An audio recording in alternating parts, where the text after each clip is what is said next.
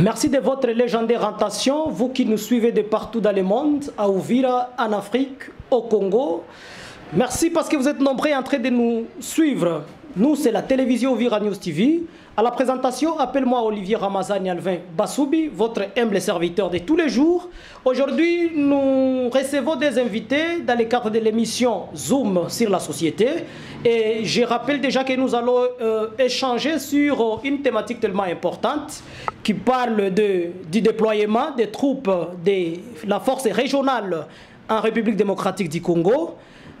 Une solution au problème sécuritaire ou un défi majeur à relever. Voilà la thématique sur laquelle nous allons échanger. Mais avant de l'approfondir, nous allons d'abord accueillir nos deux invités. Ils sont cadres de différents partis politiques, mais aussi experts en matière qui fait à ce que nous soyons ici présents sur ce plateau cet après-midi. Je commence par celui qui est à ma droite. Bonjour, messieurs. Bonjour, messieurs les journalistes, Olivier. Nous avons le plaisir de vous recevoir, d'ailleurs pour toute la première fois sur ce plateau, monsieur Mouechi. Vous pouvez vous présenter en détail, mais aussi vraiment en détail. Nous vous remercions aussi pour cet espace que nous venons d'avoir aujourd'hui. Nous saluons en passant dans les bravoures le docteur, professeur Espoir Kamanda Delphin et sa fondation et tous les cadres. Nous sommes nommés Mouechi Amissi Clairon. Étant parxologue, donc je suis de formation un parxologue en fait. Étant aussi cadre, membre de l'IDPS et aspirant candidat aux élections provinciales au compte de l'IDPS. Parxologue, c'est une très bonne chose. Paxologue, la paxologie, c'est une science qui fait quoi, hein? Et c'est un peu d'éclaircir ceux-là qui vous suivent parce que c'est pas tout le monde qui est riche en concept comme vous, monsieur Mouechi. Merci Dalébon. En fait, la paxologie, c'est l'étude de paix, c'est une science de paix. Et nous, justement, dans le cadre de l'option, nous avions fait paix réconciliation. Merci beaucoup, merci. Voilà, je pense que vous avez compris. Et donc, avec Mouechi, comme il est ici de la paxologie, nous allons devoir attaquer bien cette thématique et je pense bien que il va quand même nous édifier. Monsieur Stediko, bienvenue. Oui, bonjour. Je suis Stediko Kabia, chargé de communication et porte-parole de l'ARSEN, parti cher au ministre honoraire Justin Bitakura Bionaï. Domaine je suis du même domaine que mon co-débatteur Mouechi, de la science de paix et réconciliation. Ah, voilà, merci beaucoup. Ce sont des cadres politiques phares de la ville d'Uvira. L'un de l'UDPS Tshisekedi, il faut éclaircir parce qu'il y a pas mal de partis UDPS. Il y a UDPS Tubala, UDPS Tshisekedi, il y a UDPS Moubake. Voilà, on ne va pas y entrer dans les détails. Il y a aussi M. Stediko, bienvenue une fois de plus sur ce plateau. Voilà, vous qui nous suivez, la thématique n'a pas changé.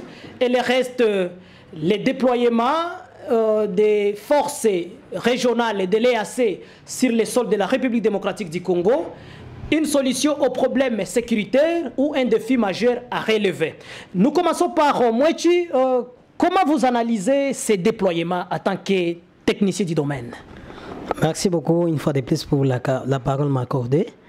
Normalement, par rapport aux analyses, lorsque nous avions vu cette activité qui a commencé à avoir lieu, tous on avait l'espoir que quand même, avec leur arrivée, nous aurons à pouvoir parvenir à une résolution pacifique des conflits.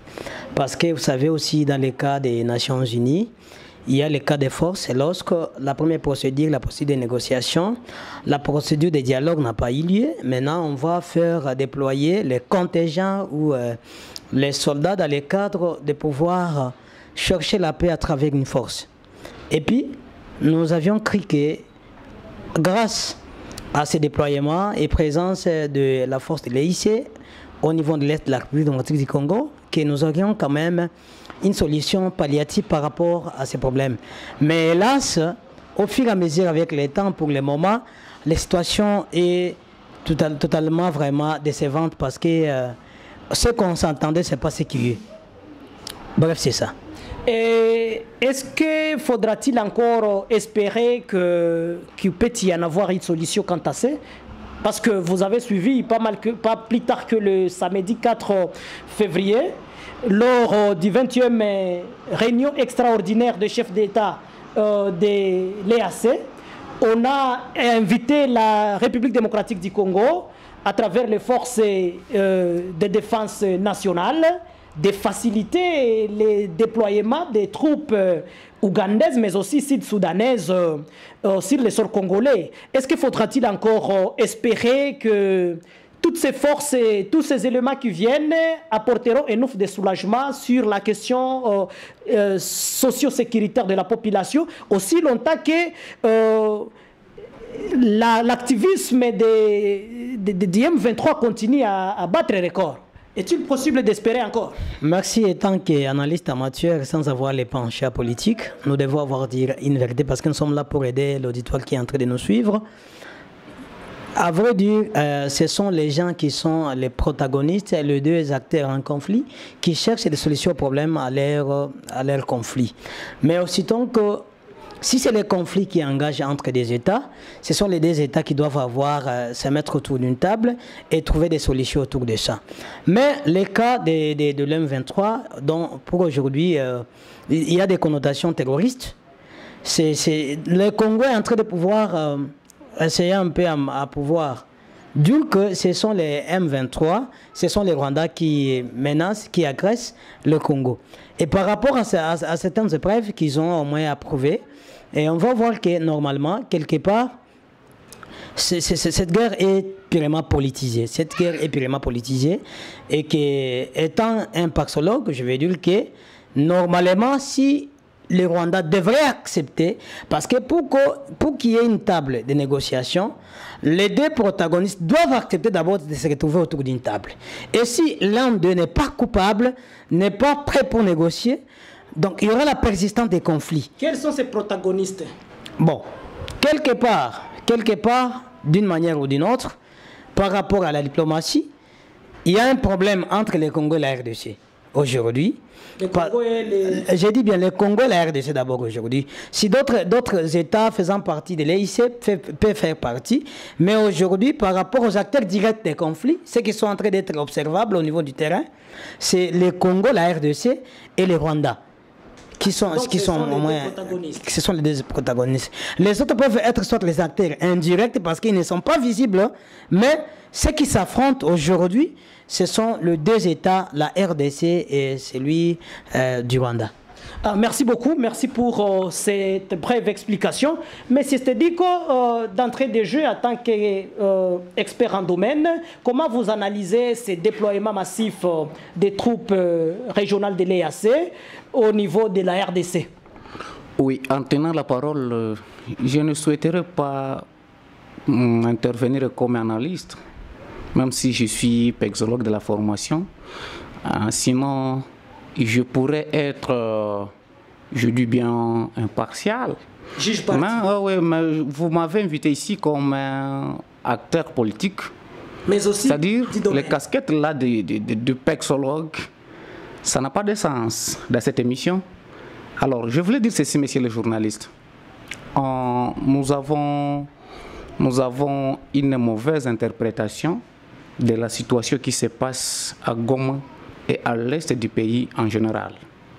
Laisse-moi vous dire, dès la présence de cette force régionale ici au sol congolais, j'ai été reçu par ligne de radio d'ici avec thématique de faire les analyses sur la présence de cette force. Est-ce qu'il y aura quand même une réponse au problème de la RDC et à l'Est en général ou pas? Dans les analyses, nous avons été clairs. Ce n'est pas la première fois que la RDC reçoit de telles forces. Laisse-moi vous dire qu'en 2007, dans les années 99, la RDC a reçu le SADC. SADC n'a pas porté la solution. Le pays était agressé par le RCD. Dans la même année, 99, la RDC a reçu la force onusienne, l'organisation onusienne, la MONUSCO. Mais jusque-là, au lieu de porter réponse ou solution, la situation a continué à s'alourdir. Alors, voilà maintenant, c'est la force régionale qui est en RDC.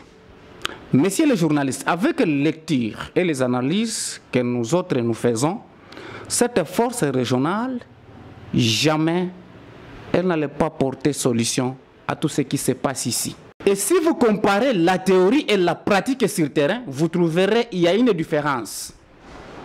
La force est venue ici, M23 était sur quelques collines, mais actuellement sur 6 territoires de la province, le M23 s'est accaparé à peu près plus de 3 territoires.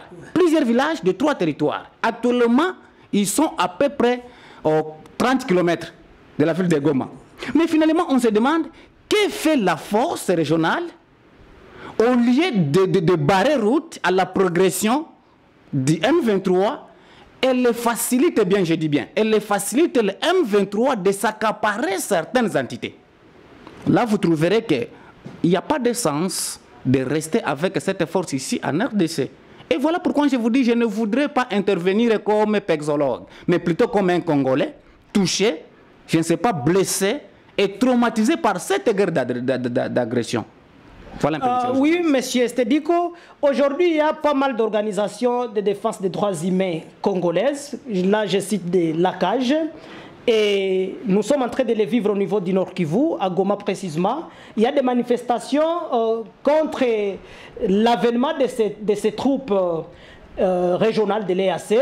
Faudra-t-il s'appuyer à ce genre de manifestations, c'est-à-dire dire ouvertement que cette force n'est pas la bienvenue, ou faudra-t-il chercher une autre voie à suivre? Normalement, en tant que Congolais, comme je viens de vous dire, je ne peux jamais interdire. Hier, je l'avais suivi. Il y a un policier qui a perdu sa vie pendant cette manifestation, que peut-être je peux dire paix à son âme, parce que les policiers ont perdu sa vie par ignorance.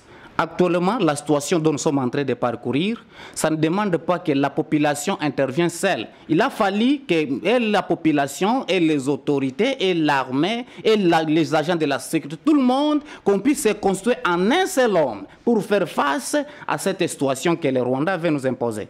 Pour vous dire que, messieurs les journalistes, je suis d'accord. Voilà pourquoi je vous dis que je ne souhaiterais intervenir comme un pacifiste, mais plutôt comme un Congolais touché, déstabilisé par cette guerre. Et d'ailleurs, j'ai suivi, ici il y a à peine une quarantaine de minutes, quand je me suis communiqué avec ceux qui sont à Goma, ils m'ont dit non, la manifestation continue. C'était prévu qu'aujourd'hui puisse passer la journée, je ne sais pas, au quartier général de la force régionale, demain, je ne sais pas, la MONUSCO, le lendemain, chez le gouverneur, je ne sais pas, maire de la ville et consort. Au fait, nous devons les encourager. Parce que c'est comme si les autorités congolaises manifestent une certaine faiblesse. Comment expliquer? L'entité est menacée. La souveraineté nationale est menacée. Mais les autorités sont là pour s'embiler, je ne sais pas, se déplacer d'ici par là. C'est comme si rien n'est fait. Messieurs les journalistes, nous sommes d'accord avec la manifestation de la population de Goma. Laissez-moi vous dire qu'après Goma, peut-être ça sera Sud Kivu. Sans je ne peux pas vous cacher de vous dire ça. Merci beaucoup, Monsieur Stediko, pour votre manière d'intervenir. Monsieur Mouechi, nous revenons un peu vers vous. Vous qui nous suivez, c'est la télévision Uvira News TV et nous sommes en train de discuter sur la thématique sécuritaire. Voilà, Monsieur Mouechi, nous revenons encore vers vous. Faudra-t-il réellement appuyer la manifestation ou ne faudra-t-il pas l'appuyer? Parce que aujourd'hui, nous sommes en train de le voir. Est-ce que les faits pour les Congolais au moins, c'est là qui sont en train de manifester et certaines tranches de l'opposition d'appuyer les manifestations anti-forces régionales, est-ce que c'est une façon de vouloir montrer que l'adhésion de la République démocratique du Congo au sein de l'EAC n'apportera rien comme solution face à cette agression que les gouvernements congolais accusent rwandaise, parce qu'elle est appuyée par le Rwanda, mais qui jusque-là, laquelle plutôt jusque-là, n'est pas acceptée par l'EAC. Vous avez suivi la fois passée lors de la 20e réunion, l'EAC n'a pas reconnu l'agression faite par le M23 comme une agression rwandaise. Est-ce que faudra-t-il encore espérer à la force régionale ou une fois catégoriquement abandonné comme le voulaient d'autres organisations humanitaires? Merci une fois de plus pour la parole m'a accordée. D'abord, nous saluons les bravoures de son Excellence le Président Félix Antoine Tshisekedi Tshilombo pour toujours sa diplomatie incontournable.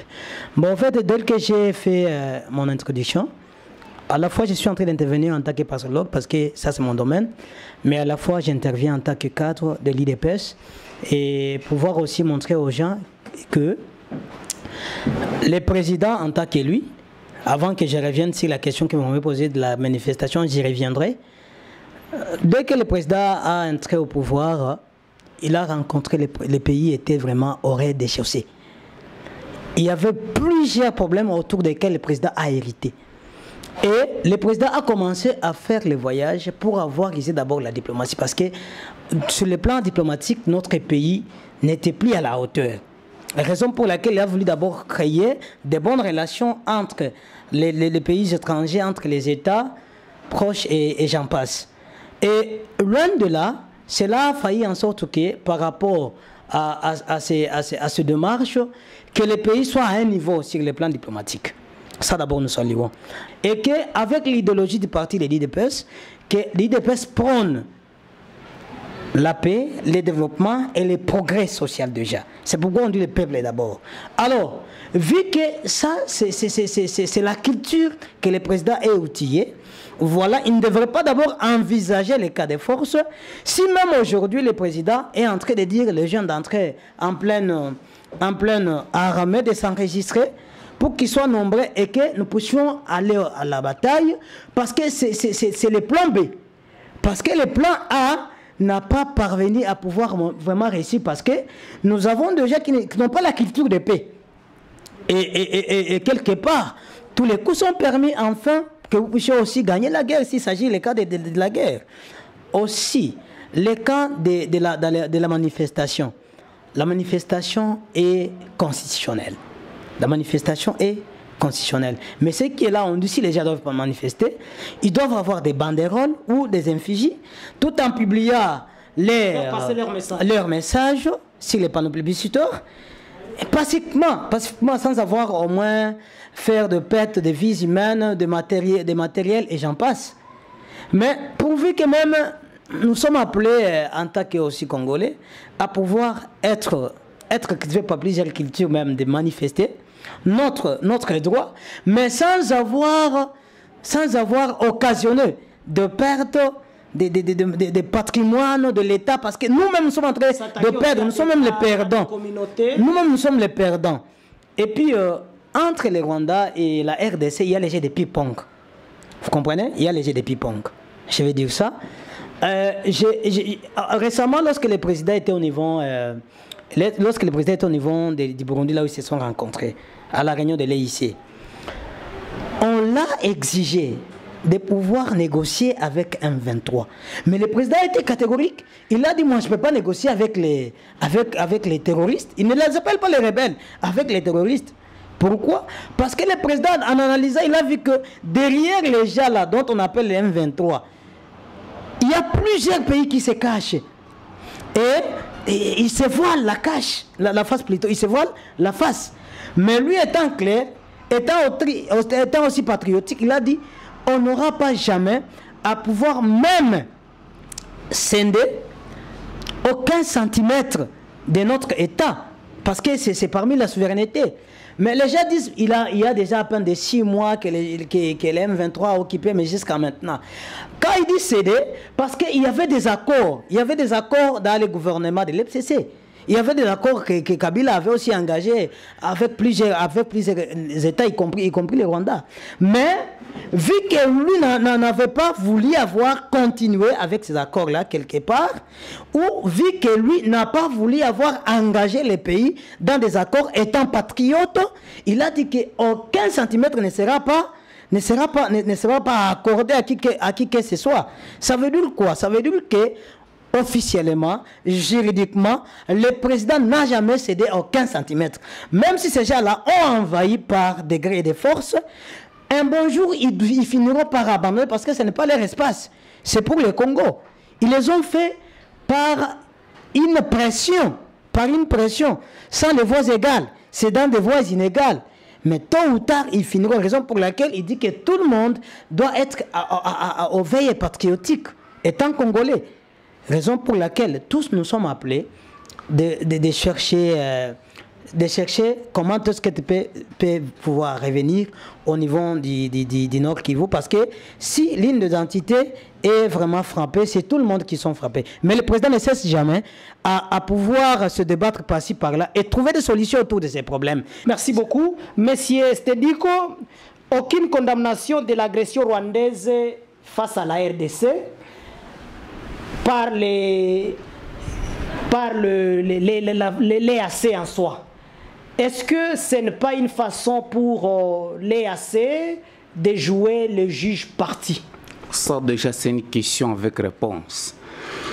Messieurs les journalistes, quand vous me parlez que l'EAC ne condamne pas le Rwanda, cela ça signifie qu'il n'y a pas l'intérêt de garder encore l'EAC au Congo.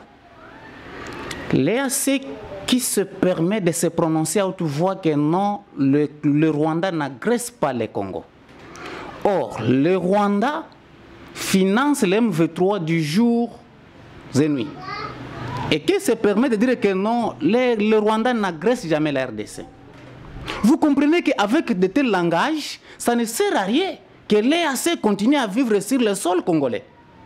Messieurs les journalistes, on nous a appris à la faculté les techniques de la négociation. Quand vous nous parlez encore pour parler de dialogue, de quoi, toutes ces stratégies ont été déjà déployées. Il a fallu utiliser maintenant la négociation douce et dire à la fois. Plus nous parlons, plus nous frappons. C'est la seule voie qui reste. Pendant que le président actuel ou président en exercice de l'EAC, son Excellence M. Evariste Ndayishimiye, oui, a longtemps dit que la RDC n'a pas une force armée capable de combattre les M23, raison pour laquelle les troupes de l'EAC quitteront la RDC une fois celle-ci aura une force capable de sécuriser son entité territoriale, mais aussi sécuriser sa population. Ce n'est pas lui le premier à dire cela. Je vous rappelle, le président congolais s'est permis de le dire à haute voix qu'il n'a pas une armée. C'est qu'il a dit, je n'ai pas une armée qui peut faire face à l'ennemi. Je n'ai pas une police. Il a tout dit. Voilà, maintenant, c'est comme si le président burundais a cité, a répété ce qu'il a été dit par son homologue congolais. Pour vous dire, ça c'est une façon d'exposer le pays. Laisse-moi vous dire, la force d'un pays est sur son armée. Et quand vous jetez la nudité de l'armée à l'extérieur, à porter tout le monde, là vous serez attaqué par n'importe qui. Est-ce que le Rwanda, un petit pays comme le Rwanda, peut attaquer l'RDC? Jusqu'à ce qu'il va occuper, je ne sais pas, à peu près de 6 villages. Et là, vous restez au bureau climatisé que non, dans peu d'état, on va les déloger, je ne sais pas. Je vous dis, le M23 est à quelques 30 km de la ville de Goma. Et si la ville de Goma, la ville la plus importante, tombe actuellement, est-ce que vous voyez la honte pour la RDC? Moi, c'est pas la première fois. C'est pas la première fois comment? C'est pas la première fois comment? Est-ce que c'est une ville souvent à tomber chaque fois pour l'ennemi? C'est pas ça. Moi, je voudrais dire ceci, messieurs les journalistes. Vraiment, nous n'avons plus besoin de la force régionale. nous avons une armée très efficace. Et pourquoi la force régionale n'inflige pas des sanctions contre les Rwandais? Est-ce que ce n'est pas une façon de jouer les juges partis? C'est ce que je viens de dire. Comment infliger les sanctions contre le Rwanda, d'autant plus que la force régionale est derrière le Rwanda? La force régionale n'est pas venue ici pour aider la RDC de se stabiliser, mais plutôt pour exploiter les pays. C'est pour exploiter la RDC. Mais si je vous dis, nous sommes convoités par plusieurs pays. Et lorsque nous sommes en guerre, chaque pays doit solliciter comment faire pour nous aider, pour voir si ces pays peuvent aussi, je ne sais pas, s'approprier ou peuvent aussi exploiter pour certaines matières de la RDC. Pour vous dire, la force régionale, selon l'interprétation et les analyses, et avec ce qui se passe, nous risquons même de le radier derrière le Rwanda. Nous risquons de le radier derrière le Rwanda. Quand elle se permet de dire que non, le Rwanda n'agresse pas les pays. Mais comment? Et est-ce que si cette force quittait aujourd'hui... Il y a même des preuves tangibles. Si cette force quittait aujourd'hui les seuls Congolais, vous ne voyez même pas de loin les conséquences graves qui peuvent survenir? Je vous dis, avant l'arrivée de la force régionale en RDC, le M23 était, je ne sais pas, à quelques kilomètres, aux centaines de kilomètres. Mais juste à la présence de la force régionale, Bunagana a tombé. Après Bunagana, je ne sais pas, il y a Tchanzu, je ne sais pas, il y a quoi, il y a Kassindi, il y a... Mais actuellement, je vous dis, c'est à quelques kilomètres. C'est-à-dire la force est facile. Tant mieux de rester seul, au lieu de rester avec la force qui ne fait absolument rien. Messieurs les communicateurs de la Fondation Espoir Kamanda Delphin, Mouechi, Amissi Clairon, le fait pour le Congo, la RDC, d'opter pour la voie diplomatique, ce n'est pas un aveu de faiblesse. Aussi longtemps que le gouvernement lui-même, à travers ce qu'avait dit le président Tshisekedi de son passage en Côte d'Ivoire, si je me souviens très bien, il avait reconnu que l'armée est vraiment corrompu. Il l'avait traité de tout le monde, d'ailleurs pas seulement l'armée, y compris les enseignants et pas mal de secteurs. Est-ce que ce n'est pas un aveu de faiblesse pour la République démocratique du Congo, le fait de s'appuyer plus sur la diplomatie? Merci beaucoup encore une fois de plus, messieurs les journalistes. D'abord, j'aurais à dire que, je reviendrai là, mais j'aurais à dire que les Rwandais n'est pas seul. Les Rwandais n'est pas seul parce que, vous savez, en conflit, on a toujours eu l'acteur direct, qu'on a toujours vu. Mais l'acteur indirect, c'est celui dont on ne voit pas. Et c'est celui qui tisse les conflits là, d'avoir persisté. Et que, vous savez, le président aussi, c'est une personne qui réfléchit. Vous savez, lorsqu'on est étant membre des Nations Unies, il y a les pactes, il y a les accords. Il y a les accords. Mais le président a voulu partir avec des moyens alternatifs qui sont sur les traités internationaux. Mais en observant la manière dont l'affaire est en train de s'évoluer, il a vu que tout à fait il y a d'autres agendas cachés. Raison pour laquelle même, pour la première fois, il avait tourné de tout haut et déclaré ouvertement que c'est le Rwanda qui agresse la RDC. Cette chose que l'EAC ne veut pas reconnaître. Vous comprenez? Chose que l'EAC au niveau même des Nations Unies. Oui, l'EAC, si elle connaissait au moins la communauté des États d'Afrique de l'Est, si au moins elle connaissait en réalité que les Rwandais est l'acteur principal de l'agression de la République démocratique du Congo, elle aurait déjà infligé des sanctions. C'est-à-dire, en dépit des acclamations faites par la République démocratique du Congo, jusqu'à maintenant, l'EAC ne veut pas reconnaître que les Rwandais est à la même mise dans l'insécurité socio-politique de la République démocratique du Congo. Messieurs les journalistes, je vais vous donner un exemple qui est concret. Nous considérons le conflit comme l'hippopotame dans l'eau. La partie visible, c'est insignifiant. Mais la partie invisible, c'est la partie la plus signifiante. Qu'est-ce que cela veut dire? Le Rwanda, c'est comme le chien qu'on a fait grimper sur l'arbre. Et derrière lui, il y a plusieurs États, il y a plusieurs puissances qui le soutiennent. Entre autres, il y a les États-Unis. Si je peux le dire, moi je l'ai dit en tant qu'analyste. Parce que si les Rwandais ne doivent pas avoir des appuis, même les IC, d'autres pays devraient avoir automatiquement les suivre. Il devrait y avoir des sanctions. Donc c'est pourquoi j'ai dit qu'il y a déjà des ping-pong. C'est que j'ai dit ça. Donc, quelque part, il y a des agendas cachés et il y a des acteurs directs qui sont en train de pouvoir tisser ces conflits. Et que le Rwanda, c'est lui qui est comme état acteur direct. Mais derrière lui, il y a plusieurs puissances qui soutiennent. Et quelque part, j'aurais dit que le Congo n'est pas en train de se battre seul au niveau du champ de bataille avec le Rwanda, mais le Congo est en train de se battre avec l'Union européenne, pourrais-je dire, avec même les États-Unis, pourrais-je dire. Monsieur Mouechi, qu'est-ce qui bloquerait l'EAC ou la force régionale de l'EAC à affronter le M23 aussi longtemps qu'elle a le mandat diplomatique, mais aussi le mandat de la guerre ou de l'affrontement? Merci beaucoup, merci beaucoup. Avant que je n'y revienne, il y avait une question d'état de la faiblesse du pays ou du gouvernement que j'aimerais aussi répondre.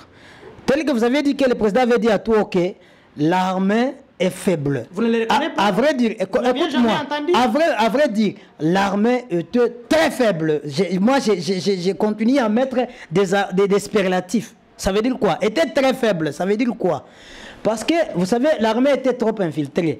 Auparavant, lorsque Kabila était en train de régner, il y avait eu beaucoup de mixage. Où le M23 encore, c'est intégré dans l'armée. C'est intégré dans l'armée. Les mêmes gens qui étaient des généraux, vous savez. Alors, on n'avait pas de guerriers dignes qui sont patriotes, qui devraient défendre les territoires plutôt nationaux. Raison pour laquelle le président avait déclaré que l'armée était faible. C'est base de ça. Et si aujourd'hui, le président est en train d'appeler les gens, le garçon, le jeune, prendre adhésion au niveau de l'armée, c'est pour qu'avec cette nouvelle génération d'armée, que le président puisse avoir des forces qui commencera à dire que nous avons déjà une force. Alors, avant que nous n'ayons pas eu cette force, c'est pourquoi le président a fait le recours ailleurs en amenant les DIC. Mais quelque part, en train d'analyser, on a retrouvé que ça, c'est une guerre économique. C'est une guerre économique. Pourquoi? Parce que ces gens-là qui viennent, qui font partie de l'EIC, ils sont en train de vouloir profiter à extraire nos minerais illégalement. Vous comprenez? Et lorsque la guerre continue à persister, ils seront en train de pouvoir continuer à faire quoi? À exploiter. Qu'est-ce qui prouve que là où ils ne sont pas en train d'exploiter? Est-ce que vous comprenez? Et si aujourd'hui le M23 va partir, ou si aujourd'hui le M23 sera vaincu, ils n'auront plus l'état de pouvoir extraire ou soit exploiter ces minerais illégalement. Donc, cette guerre, c'est une guerre qui est économique. Ni les Rwandais en bénéficient, ni les autres pays dont je ne vais pas citer en bénéficient. Mais pourquoi pas aussi la communauté internationale? Parce qu'il y a quelque chose de la souveraineté. Quand ils vont venir légalement, ils n'auront pas pouvoir exploiter comme ils voudraient. Mais il a fallu qu'il y ait une guerre, qu'ils en bénéficient d'une manière d'avoir exploité nos ressources premières. C'est dans ce sens. Monsieur Mouechi, la deuxième question. Oui. Ayant le mandat diplomatique, mais aussi les mandats de guerre ou d'attaque à l'ennemi, pourquoi la force régionale, après avoir constaté les défis majeurs sur le mandat diplomatique, pourquoi elle ne fait pas recours à la guerre contre le rebelle de M23? Si je m'en souviens, lorsque d'abord le président avait continué à déclarer tout haut que c'est le Rwanda qui nous agresse, j'avais eu certains messages de la France, de l'Amérique, qui disaient au Rwanda de laisser à supporter ou de laisser à appuyer la M23. Moi, ça, je l'ai vu. Et de sur les sites même. Mais les mêmes gens qui étaient en train de dire, ils sont en train de se contredire. Vous me comprenez? Alors, quelque part, ça veut dire quoi? L'EIC, étant l'une des envoyés spéciales des Nations Unies du Rège, ne devrait pas jamais vouloir poursuivre les Rwandais et donner des sanctions au Rwanda, aussitôt qu'ils sont complices. Pourquoi? Parce que ceux qui s'ensemble, se ressemblent. Et ce qui prouve que nous sommes ensemble, c'est par rapport aux actes que nous sommes en train de pouvoir afficher et présenter au niveau du terrain. Vous comprenez? Mais le président aussi est en train de pouvoir analyser l'affaire. Il est en train de prendre des mesures. Et bientôt là, vous ne serez pas surpris par des mesures qui seront prises. Voulez-vous dire Monsieur Mouechi, voulez-vous dire que les faits pour les troupes kenyanes déjà sur le sol congolais de ne pas attaquer les rebelles du M23, c'est par une injonction donnée ou dans quel sens vous voulez expliquer cela? Il y a toujours eu des injonctions et des commandements. Lorsqu'au niveau de la haute hiérarchie, on n'a pas encore donné une instruction. S'il vous plaît, un soldat bien verti et bien formé ne peut jamais rien faire. Vous comprenez? Et quelque part, s'il n'y a pas eu cette autorisation, il n'y a pas eu cette instruction, il n'y a pas eu cette injonction, ils ne peuvent rien faire. Donc, il y a des codes, il y a des langages codales qui sont là. Il y a des langages codés qui sont là. C'est dans ce sens. Monsieur Estediko, et si la ville de Goma tombait, quel sera le sort aujourd'hui du gouvernement congolais qui est à une distance d'au moins 2000 km parce que Goma et Kinshasa c'est à 2000 km, je pense très bien pour ne pas me tromper sur les chiffres. Quel sera le sort du gouvernement congolais? Je dis serait une perte totale. Je dis une perte totale. Goma actuellement c'est une ville touriste de la RDC. Ici la ville de Goma tombée serait, je dis bien, une perte totale pour la RDC. Alors laissez-moi vous dire une chose, messieurs les journalistes. Dans le système international, lorsqu'un mouvement, une troupe, je ne sais pas, de rebelles est qualifié terroriste, là, directement, c'est exclu dans les courses de la négociation ou du dialogue. C'est une question de frapper. Mais une chose avec ce contraire, l'Union européenne, je ne sais pas, Nations Unies, je ne sais pas la force régionale que vous parlez, a bel bien qualifié ce mouvement comme mouvement de terroristes. Mais nous avons été surpris, Uhuru Kenyatta, qui était désigné comme, je ne sais pas, facilitateur, il s'est permis, juste après faire pour parler aux négociations, il s'est permis encore d'aller se coincer quelque part à huis clos avec le patron du M23. Une question qu'on s'est posée, qu'est-ce qu'il parlait? Vous avez déjà qualifié ce mouvement comme terroriste. C'est-à-dire c'est le mouvement à attaquer jusqu'à la fin. Et puis vous vous permettez d'aller se coincer quelque part à huis clos, en train, je ne sais pas, de parler, de parloter n'importe quoi. Pour vous dire, tout ce qui se passe dans la RDC, dans notre pays, sont téléguidés. Il y a ceux qui sont quelque part, comme tel que mon co-débatteur l'avait dit. Il est vrai que nous voyons le Rwanda, nous voyons l'Ouganda, mais à part le Rwanda et l'Ouganda, il y a d'autres pays, il y a d'autres grandes personnalités qui jouent le rôle, peut-être pendant la nuit, dans cette affaire. Voilà pourquoi j'inviterai le président, s'il vous plaît, d'abord, qu'il appelle sa façon de parler. Il essaie d'être d'abord un peu mou.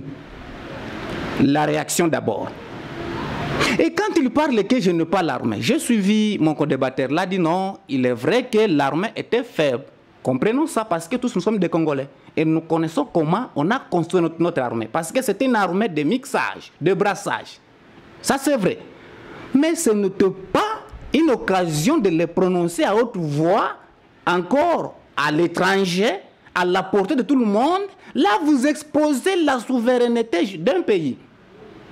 Il pourrait, je ne sais pas, se casser, s'arranger à Kinshasa et voir comment nettoyer cette armée en silence. C'est ce qu'il est en train de faire aujourd'hui. Mais le faire trop tard, avec quoi? Trop tard, messieurs les journalistes. Vous avez déjà exposé votre force. Aujourd'hui, nous observons le régime de Kinshasa devient trop fort en dénonçant, mais faible en réaction. Comment vous analysez cela? Ça, c'est une grande faiblesse. Avec nos voisins qui nous entourent, être fort en dénonçant, mais faible dans la réaction, c'est une grosse faiblesse. Et c'est pourquoi le Rwanda se comporte comme un géant, Goliath devant David.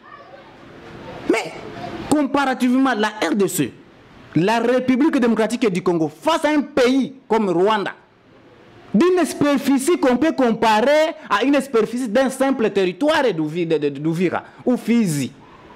Mais il se permet de se prononcer à haute voix qu'il est prêt de faire face à l'RDC. Et toutes les autorités sont calmes.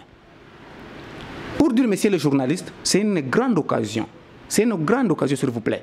Que les autorités, je dis bien, les scientifiques, je ne sais pas, même les agriculteurs, les leveurs, je ne sais pas qui, de se réunir en un seul homme pour faire face à cette guerre d'agression. Sinon, je crois que ça, c'est un projet à long terme, projet de la balkanisation. Si nous restons souvent théoriques, nous serons surpris. Qu'est-ce qui expliquerait la défaite de l'armée congolaise 6 mois durant, depuis que cette agression rwandaise est soutenue par les régimes de Kigali, comme on l'a toujours dit, a commencé? Je dirais qu'il y a 2 choses. D'abord, c'est le manque de morale. De 2, notre armée est mal encadrée. Vous savez que lorsque l'armée est mal encadrée, elle ne peut jamais faire le mieux. Comment expliquer quelqu'un qui passe la journée au front en train de se battre pour l'intérêt de la souveraineté nationale d'un pays, mais il passe toute la journée et la nuit sans toutefois manger? Ça, c'est 1. De 2, l'encadrement financier. Un militaire congolais touche combien?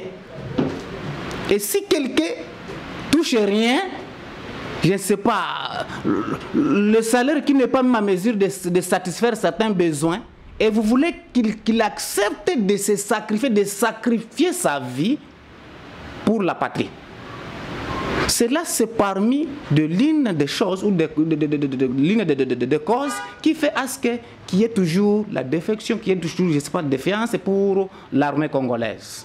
C'est-à-dire que moi, si notre armée, pour être bien, je dis bien encadrée, pour avoir une bonne morale, je vous dis, nous avons une armée très forte. Mais qui manque, c'est des choses dont je cite. Alors, qui peut faire cela? Nous avons le père de la nation, le commandant suprême de l'armée. C'est à lui de s'ingérer, de s'impliquer beaucoup plus dans l'affaire, pour voir s'il peut quand même redonner l'image de notre armée. Le Rwanda que vous parlez, je ne sais pas, l'Ouganda, c'est une armée faible. C'est une armée faible devant la RDC, devant les FARDC.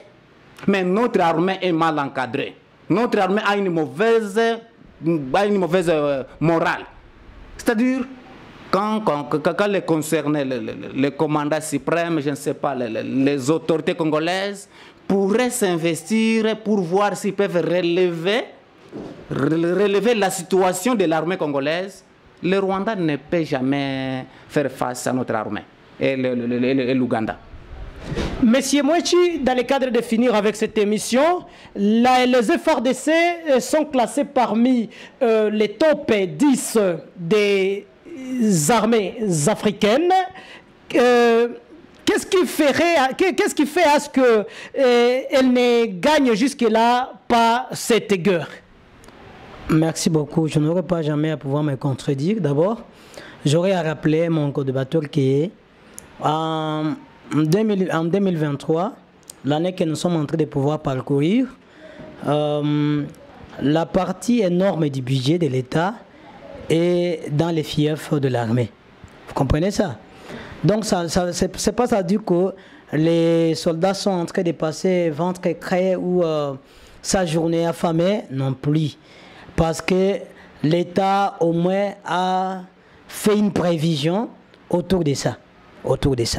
Seulement, j'avais bel et bien dit qu'il y a plusieurs réalités au niveau du terrain. Vous savez, il y a beaucoup de choses qui se passent au niveau des réseaux sociaux. Les gens, tu sais, si les réseaux sociaux, on ne peut pas avoir des données qui sont fiables. Même moi, je peux me mettre ici, j'ai constitué une information et que je balance et que tout le monde doit dire non, ça c'est une réalité. Mais il faut voir la source. Il faut voir la source, ça c'est la guerre médiatique. Les réalités du terrain, c'est pas ça. Parce que jamais l'État qui est vraiment digne de son nom et qu'on a budgétisé sur le ministère de la Défense en s'attelant sur l'armée. On ne peut pas vouloir planifier l'échec. Non, ça c'est N-O-N. Vous comprenez?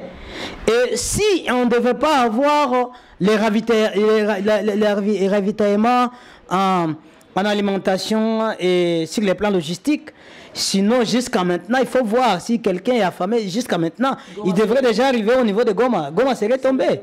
Mais j'avais bel et bien dit, j'ai continué à dire qu'il y a beaucoup de réalités au niveau du terrain. Mais ceux qui s'observent sur le terrain, oui. Les rebelles du M23 montent au créneau. En réalité, c'est les FARDC qui ne font que perdre les positions. Comment expliquer cela?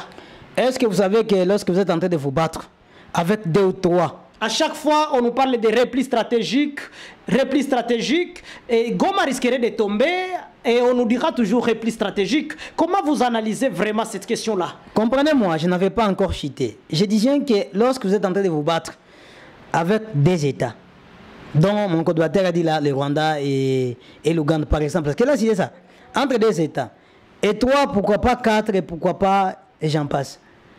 Et si vous êtes seulement seul, n'est-ce pas qu'il y aura des faiblesses au niveau du terrain? Mais il faut voir les moyens de la logistique que détiennent les M23. Si normalement, ça devrait être l'armée des terroristes, seulement qui n'est pas appuyée, qui n'est pas accompagnée en logistique, est-ce que réellement le M23 devrait faire face? Pourquoi ne devrait pas au moins libérer subitement les espaces qu'ils avaient déjà gagnés? Au lieu de libérer, ils sont en train de pouvoir gagner. Donc, il y a des agendas cachés et ils sont toujours soutenus en logistique. Et quelque part, dirais-je qu'il y aura des renforts qui émanent du Rwanda qui sont en train de les renforcer. Et si les M23 continuent à gagner, n'est-ce pas que Tshisekedi et le gouvernement de Kinshasa finiront par dialoguer avec les M23? Vous savez, le président de la République, il a toujours été au moins radical dans ses langages, dans sa décision. Même si Goma tombé, ils n'iront pas sur la table des négociations? Comprenez, Goma peut tomber aujourd'hui, mais Goma peut encore être récupéré demain. Pour chuter, que devrais-je dire? En relation internationale, il n'y a jamais eu de relations entre des États, mais plutôt leurs intérêts qui les unissent. Le président étant garant, j'ai dit qu'il est en train de faire des démarches par-ci par-là. S'il voit que le moyen dont il possédait de la diplomatie, ça ne tient pas, automatiquement, ou avec les États-Unis, ou avec, disons quoi, l'Amérique, ça ne tient pas, il peut faire recours ailleurs, soit avec la Russie et n'importe où, parce qu'il faut qu'il puisse toujours protéger quoi? Protéger l'intégrité territoriale. Donc, s'ils doivent parvenir un bon jour à pouvoir même à faire tomber le Goma ou récupérer le Goma, ils n'auront pas à récupérer toute la RDC. Ça veut dire quoi? Ça veut dire que le président va toujours munir des grés et des forces pour récupérer toutes ces entités, y compris la ville touristique de Goma. Et je crois qu'il est en train de mener les démarches. Et apaisons-nous, nous aurons des solutions autour de ces problèmes. Et cette façon d'attaquer pour le M23, n'est-ce pas une très bonne manière pour eux d'amener le gouvernement de Kinshasa à un dialogue? Je me résume, récemment, on l'a dit. Tout le monde au niveau de rencontre de l'AIC, l'objet était autour de la négociation avec les M23. Mais le président a dit une autre raison pour laquelle il y a même les présidents de Tanzanie, y compris même celui de Yoweri Museveni. Ils ont quitté avant que même les dialogues ne prennent fin. Ça veut dire quoi? Le président a montré sa position parce que j'ai dit il n'y a jamais eu des relations entre les États, rien que les intérêts qui les unissent. Et l'intérêt qu'a fait en sorte que le président amène la force régionale au niveau de la RDC, s'il voit que cet intérêt n'y est plus, il doit y avoir toujours les départages. Et que le président fera autre processus pour que la paix revienne d'une manière de faire recours soit à la force, parce que ça aussi c'est constitutionnel. Votre dernier message? Bon, mon dernier message est que les gens puissent apaiser, que tous nos confrères, nos patriotes congolais, que nous puissions être apaisée. Laissons les temps au temps et laissons à notre garant de la nation, le président de la République, à mener, étant le commandant suprême, à mener ces démarches, y compris avec l'armée que nous avons en place, y compris avec toutes les autorités politico-administratives au niveau du terrain, et tous les Congolais ensemble, éveillons notre conscience patriotique d'être prêts sur tout le plan à défendre l'intégrité nationale. Merci beaucoup. Monsieur Stediko, votre dernier message. Merci. Je voulais juste lancer un appel à la population congolaise que le pays va mal. Le pays est agressé.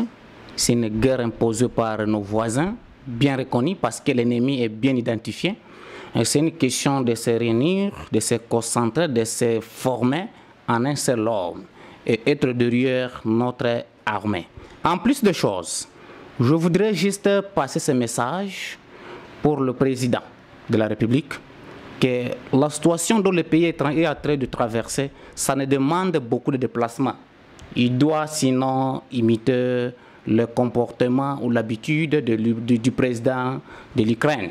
Votre dernier message? Mon dernier message, c'est juste dire à la population d'Uvira que il est vrai que le pays va mal, mais à part ça, nous sommes dans le processus d'enrôlement. Il faut se mobiliser pour s'enrôler massivement, pour voir si peut-être on peut récupérer notre siège qu'on a perdu en 2018. Merci beaucoup. Le pays va mal.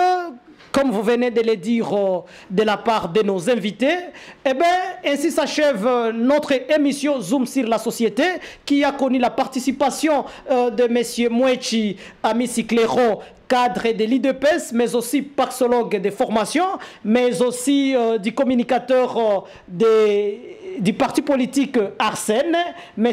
Kabi Stediko, déclarant, comme on l'a toujours appelé. Merci beaucoup à vous qui nous suivez. La technique était assurée par Moussa Madjaga Production. D'ici là, portez-vous bien. Bye bye. Uvira News TV, multimédia service kwa ajili yako.